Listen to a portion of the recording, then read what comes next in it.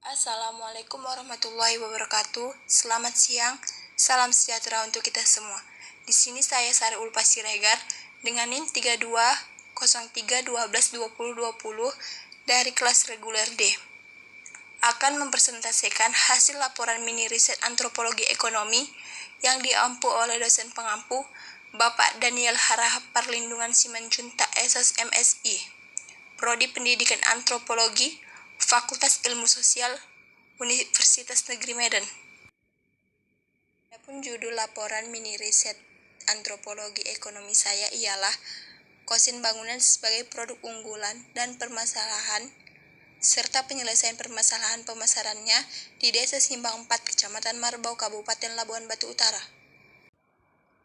Pada hari Sabtu 11 September 2021, saya mendatangi informan saya yang berada di Jalan Kampung Jawa Marbau untuk mewawancarainya yang bernama Bapak Mawardi dengan usia 46 tahun.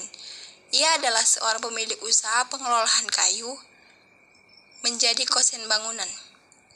Labuan Batu Utara memiliki tanah yang subur, membuat sebagian besar masyarakat di daerah ini bermata pencaharian sebagai petani, guru, pengusaha, dan lain-lain. Usaha kosen bangunan merupakan salah satu jenis usaha yang menjanjikan penghasilan besar.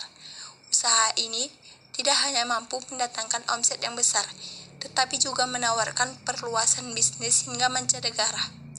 Tak heran, jika masyarakat di Desa Simpang 4, Kecamatan Marbau, Kabupaten Labuan Batu Utara ini memiliki usaha pengelolaan kayu menjadi kosen bangunan.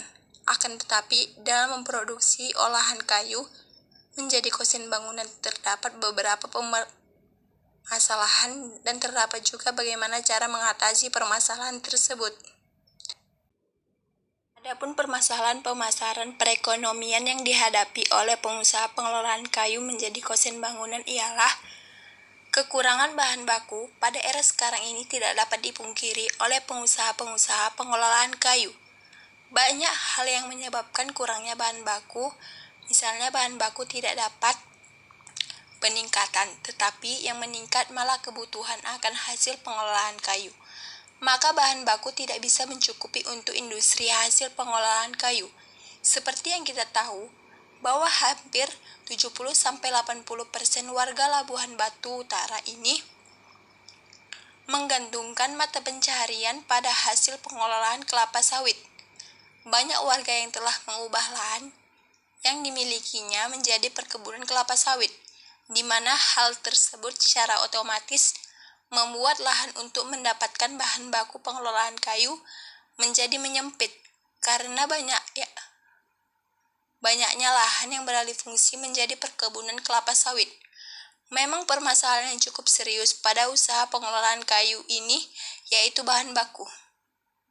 Pendapatan adalah suatu indikator penting dalam analisis kesejahteraan yang dapat dilihat secara agresi maupun disagregasi.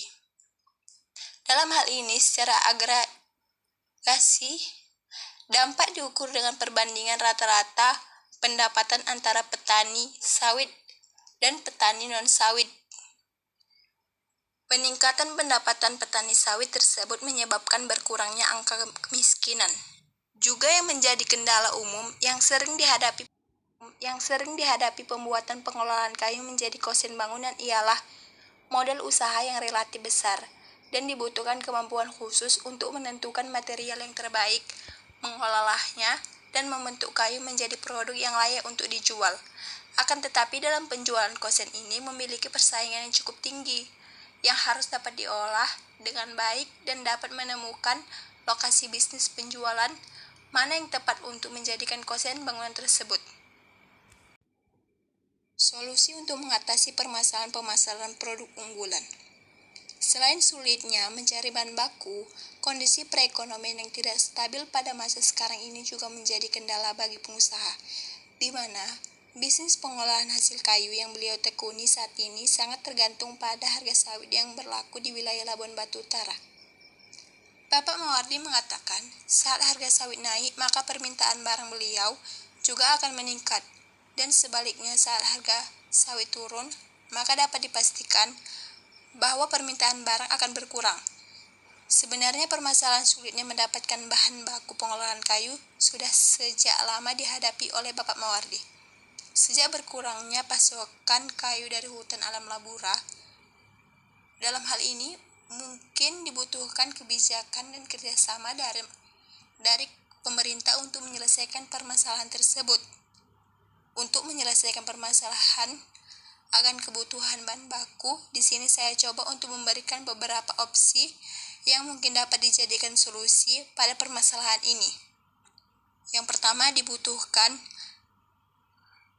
suatu asosiasi yang menjembatani antara sisi pasokan bahan baku kayu dengan kebutuhan industri. Yang kedua, memanfaatkan jenis-jenis kayu yang kurang dikenal sebagai bahan baku kayu alternatif.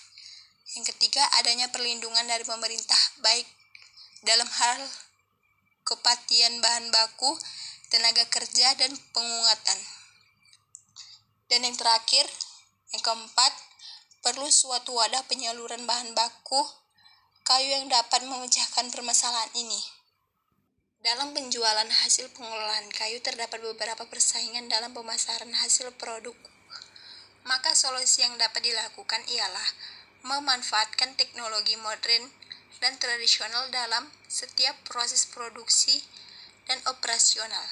Dengan begitu, bisa lebih produktif, memiliki daya saing produk yang lebih tinggi dan bisa mengurangi resiko kesalahan kerja yang disebabkan oleh human error.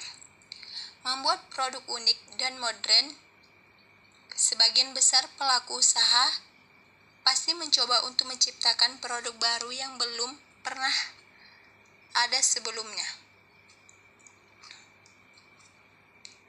Strategi ini terbukti cukup efektif, sehingga produk yang diciptakan memiliki daya saing yang cukup kuat dan mampu bertahan di tengah padatnya persaingan. Selain menciptakan produk baru, juga bisa mengembangkan produk baru yang sudah ada menjadi produk yang luar biasa. Dalam hal ini, bisa meningkatkan kualitasnya, memperbarui bentuknya, dan menambah cantik penampilan kemasannya.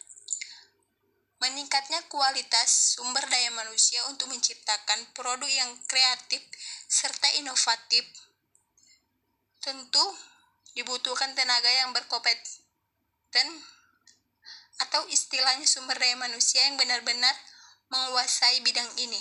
Karenanya, sebelum merancangkan sesuatu yang inovatif, penting bagi kita untuk meningkatkan pengetahuan dan kemampuan karyawan sesuai dengan kebutuhan perkembangan perusahaan. Hal ini sangat penting karena tanpa adanya tangan-tangan kreatif akan sangat mustahil suatu produk inovatif dan kreatif dapat terciptakan. Sekian hasil presentasi dari saya. Apabila ada kekurangan dalam presentasi, mohon dimaafkan. Assalamualaikum warahmatullahi wabarakatuh.